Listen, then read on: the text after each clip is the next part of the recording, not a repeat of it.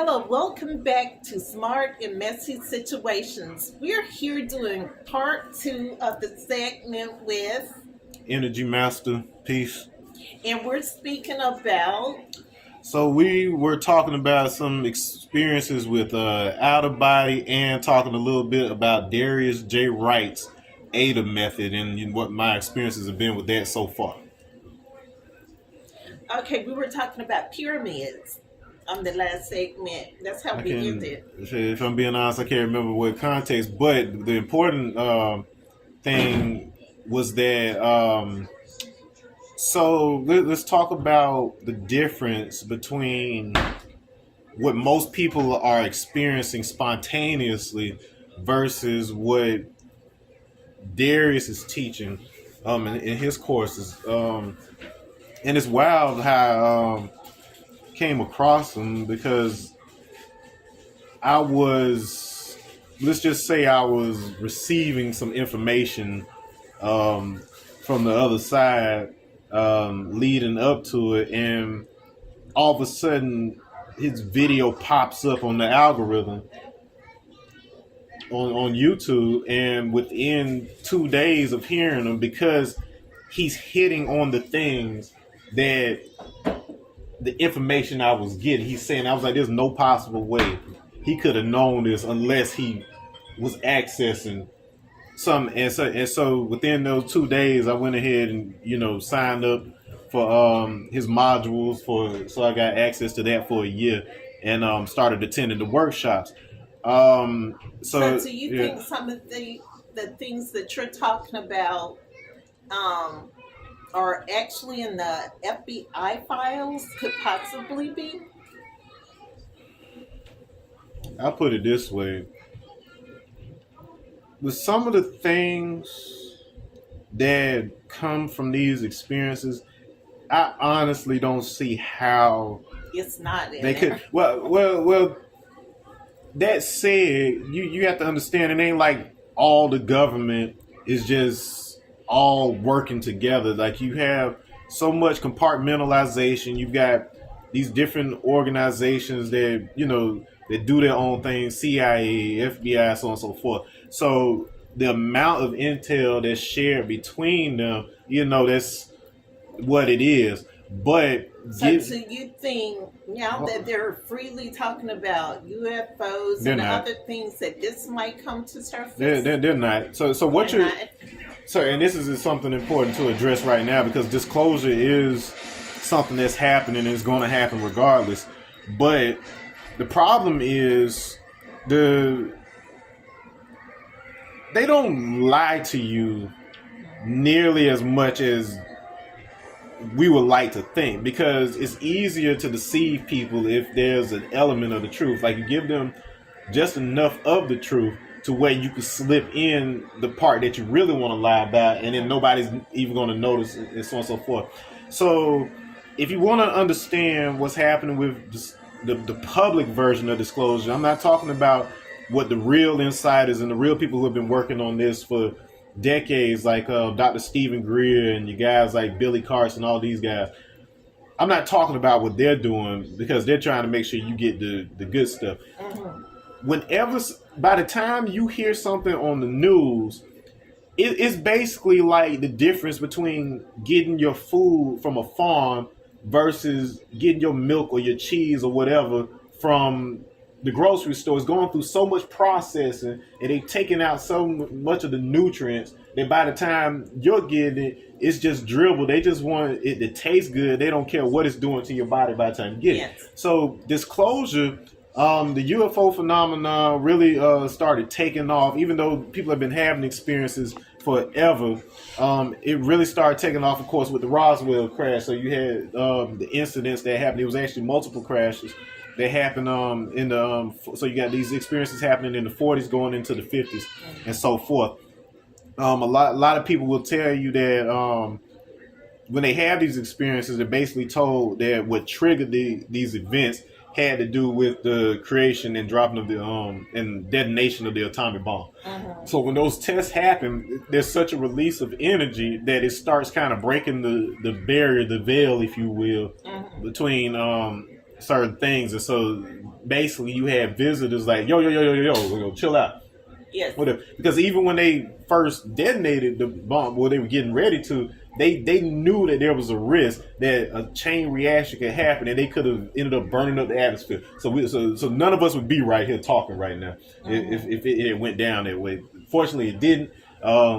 Hey, for all we know, there might have been intervention in that case, but it was enough for them to start be like, yo, y'all messing up the earth. Chill out with it. They started disarming bombs. Whatever. Yeah. Now, what's happening now is that this is the enactment of a plan that's been in place since back then, where the powers that be, in order to be able to maintain a state of control, they have to keep you in fear. And it was a 70-year rollout plan, according to Dr. Stephen Greer, in which they were talking about at some point they would introduce extraterrestrial life to, well, non-human life, intelligences to the public in the form of a staged attack. All right. So there are entities, and it's a little more. You asked a question earlier about what on the last one where you were talking about what happened with that experience of life. The UFO phenomena is very much tied to the way that consciousness works. Whatever. There is an element where your consciousness gets involved, and in some cases you've had academia, doctors, the folks that, if anything that challenges their way of thinking, that, they try to dismiss it. But they try to make it look like, oh, it's just delusion because it had to do with your consciousness. Well, everything that you do has to do with your consciousness. In fact, that point was so important that Niels Bohr, the guy that created those models of the atom that we look at to this day, he was the guy that Oppenheimer, the guy that did the atomic bomb, Bohr was the guy that he looked up to. So this he the man, and he had this concern. He had this concept of complementarity, which is also in Nigeria, interestingly enough, as well. I got my Nigerian stuff on. I'm 20. We 20, or something like 25, 26% Nigerian. Got Bantu Cameroon after that, and then Mali a big portion after that, and then that little bit of European that crept in there. But anyway, so hey cousins. But anyway, so complementarity. Bohr said that you cannot separate a measurement from the tool that you're using to do the measuring.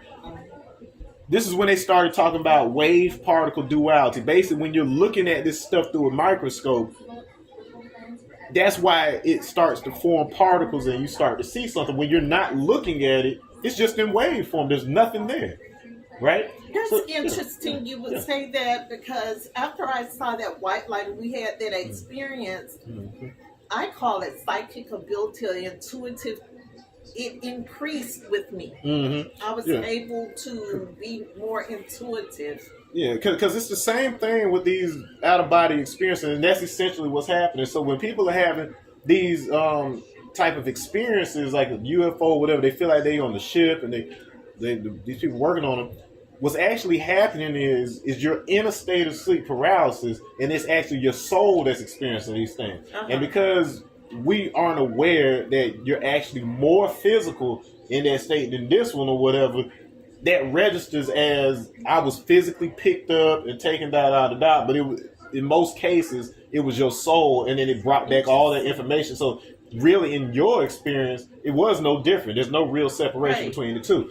Now, what I mean by more physical, as Darius explains, and what also was given to me, was that we only experience a very small sliver of light. The visible spectrum that makes up all of our experience in this life, it only makes up less than a percentage of the total spectrum of light. The majority of it appears as either invisible to us or black to us, or whatever. And then take that note. That's part of the reason they call it's linked to the real reason we're called black people. I know there's a lot of semantics around what to call us, and the reason that they called us. that word, but there's a even deeper esoteric and spiritual reason for that. But just know that it's tied to that concept of we don't even experience the full spectrum. Now, when you're in that state, just like you were saying, how you just felt like you were just immersed in this emanating love that was coming from everywhere. Yeah, or whatever. that's after I passed away. It's because you're experiencing the full spectrum in that state. So like I said, you're actually more physical in it. That's the real physical. So you think about the things that you like in this form of living right here, the different pleasures and things that you're attached to that make you keep wanting to come back here. Well, over there, you do all the same. You're still you over there. You can experience all the same stuff, but it's amplified because you're experiencing the whole So the thing. Egyptians weren't too far off when they would put things for you to take into the afterlife. The Egyptians, if you they were very advanced. okay, so if you actually understand what's happening here, you actually even if you have just a little bit of experience, if you just have enough, the way you see, wait, I can do this. Like I at least step out. Like I haven't, like since I started, I've been doing Darius's method very long to where I've been able to like explore like far or whatever. Yes. But I've experienced enough to know like, okay, this isn't the first time I've done this, but now I actually know how to make it happen. Okay, could you stop a moment and tell us exactly who Darius is? All right, so Darius J. Wright. It's hard. I'm just gonna assume. For those who don't know, I'm gonna assume that he's around my age or a little younger. It's extremely hard to tell because one of the things that starts happening when you start going to the other side more often, like you said, had certain things opened up. The more you do it, the more you're able to bring back with you, and it starts to improve things in your body. It starts to improve. It starts to reverse aging. There's all sorts of things that start happening because you're actually getting into your body. Humans are supposed to live at least, I think it's something like 150 or something. Like you're not a mature being until you're 100. Yes. And so aging and dying is actually considered an illness in our society. We're not supposed to be dying 70, younger and stuff like this. All right, so when you're fully mature, what actually happens is, and then this starts getting into that veil you were talking about, and in my what I've received and what I've gotten was that so this concept of complementarity that Bohr was talking about, the reason he's saying you can't separate what's being observed from the observer. And you start getting into the stuff about quantum because you got this big problem in the academia now where the classical physicists they talk about what's out here aren't agreeing with the quantum physicists, which are talking more about what's happening inside here. So imagine, if you will, right now, inside you, there's technically, it's not that it's nothing, but it's not organized at all. Until you actually cut this open and you're looking at it, all the particles that are inside you, they're basically in a waveform. When you're not looking at something, you have no way. It goes back to that if a tree falls in the forest and nobody's around to hear type of thing. In your field, when you can't, like we can't see in the other room over here. That room, even though it exists as information in the universe as a whole, it doesn't exist as a solid room until you're observed in it in that way. Humans, we're having an impact.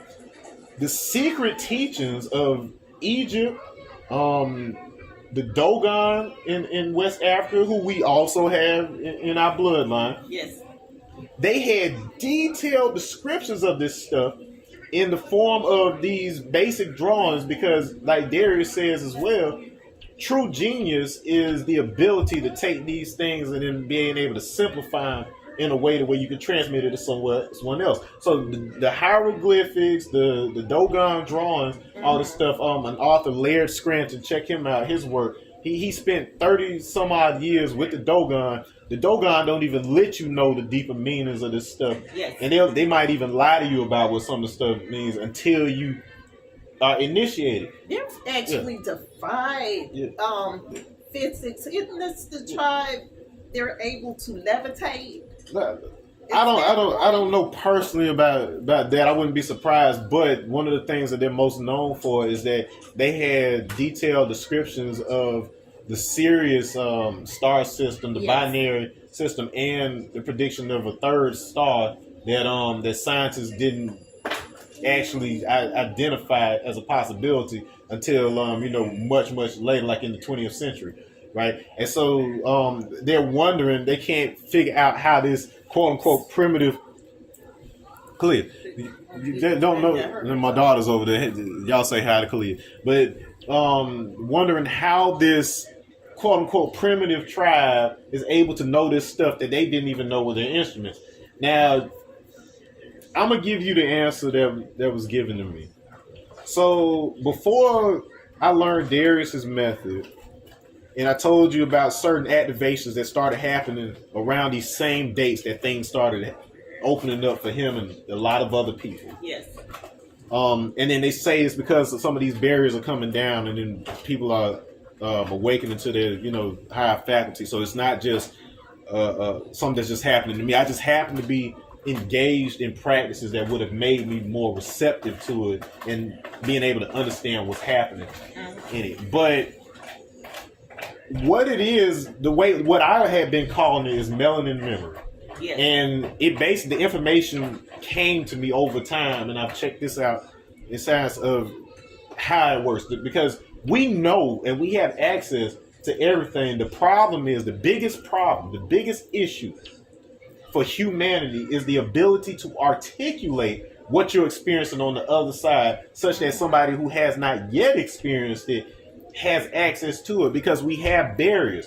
When you have certain belief systems, when you have, Darius and a lot of other people, they talk about breaking through the belief systems, but I'll take that a step further, because my background with like landmark education, things of that nature, the barriers of just language itself, because you're not saying it in the language and I'm not talking about like Spanish, English. I'm talking about you're not using the words that the other person is typically used to hearing. They already have a block. Or you're using charged words because you've gotten used to the jargon that a particular field is using, like especially in the UFO field. That's one of the reasons they switched to start calling the UAPs, because anytime that you bring up UFOs, they've conditioned people to think people are crazy the second they bring up UFO. So they had to rebrand it. They basically had to rebrand it, repackage it. All right. And then on the last one, what I was getting at too, and I'll just insert there real quick. There are real entities and things of that nature, but don't count on the ones that you see on the mass media being the real deal. They've been shooting down, collecting, and reverse engineering, repurposing ET crafts using the stuff that we have, so that they can actually stage these events very publicly, make sure pilots see it and report or whatever else, so that they can build up to the point of justifying that they're going to say that it's an ET attack happening, which is going to justify the government approving some of these black site programs to have be funded and given all this money to combat the threat that they staged in the first place. So don't fall for it or whatever. Because of the fact that these ETs are tied to consciousness and that experience, understand that even though you have certain limitations here, when your soul is an eternal, infinite expression of that which created all things, and it is that creator. There's no difference between you and any other being when you're in that soul stage. You do have your own individual set of experiences that allows you to apply those experiences gained here on earth, where you have individual free will, so that when you're outside of this, you're creating experiences for other souls to experience. And so what makes your theme park fun is the fact that you had a unique set of experiences from life to life. So while you are all this one thing, you get to experience it individually and stuff. So that does not stop. And when you're in that stage, as long as you don't limit yourself, you have full authority over your experience. So when they talk about, you don't want to move too far, or this thing can do something to you, when you first start having these experiences, you're not out of the construct yet. So the only thing you're experiencing is stuff that's in your field. So all of your different fears and emotions and griefs, what they're doing is embodying as entities and different things of that nature that correspond to those different things. So even in your nightmares and your dreams, you're confronting something that has to do with something that you're not dealing with in your waking life. So, and I find that to be absolutely correct, because if I think about what I've dreamt about, it actually ties to this earthly reality, and it gives me an explanation. Sometimes I've even solved issues through dreams that I wouldn't be able to solve in this reality. This reality, because you have access to more, the full field of information. You're not limiting yourself in that regard. And so vast majority of people, they have to get through dealing with that stuff first before they even get to a point where they're aware enough in that state to be able to leave out of their own dimensional space and even be able to enter other people's. Like, you can see what's going on with people. You can leave this realm, this earth realm, see the other realms. You can exit the whole construct altogether and then be able to see basically there's like a seemingly infinite number of constructs that just have different sets of rules and the way they operate. That's another thing that I was able to experience, whereas I could sit here in this apartment and know everything that's happening around me and in the city. And as to not scare people, I said, well, I saw it here or I read it here. I don't read those things. I just know it. And then that's one of the faculties that runs on our maternal lineage side, or whatever, all the way back to the beginning of this planet. And so the difference between that and what's happening with the O.B.E is that it's the difference between getting the information downloaded directly to here versus you actually being able to get out and experience it as if you're inside the information. Basically something like the Matrix. Like, it's a difference between, you know how they could just upload the kung fu, like he wake up, I know kung fu. The difference between that versus actually being plugged into the Matrix and flying around, right? It's just sometimes it's like something enter me. I know how to play almost how many instruments? 8 instruments, and was never taught by a teacher. But I know it's like a DNA memory or some kind of memory. Yeah. So there's a number of mechanisms and different methods that people have that allow them to be able to access the same information. So it's not that Darius's method is the only method, but it is essentially what the vast majority of esoteric practices are trying to get you toward, to be able to learn how to loosen that connection from the physical body so that you can access these spaces and so on and so forth, and bring that information back and be able to consciously share it. Because you're going to go there anyway after you die. But if you come back here, you're going to have your memory blocked or whatever. So you have to go through that process again of getting the memories back. Well, this is what allows human beings to stop having to go through that, to where you can learn what you need to learn and say what you need to say and then move on to the next thing, right?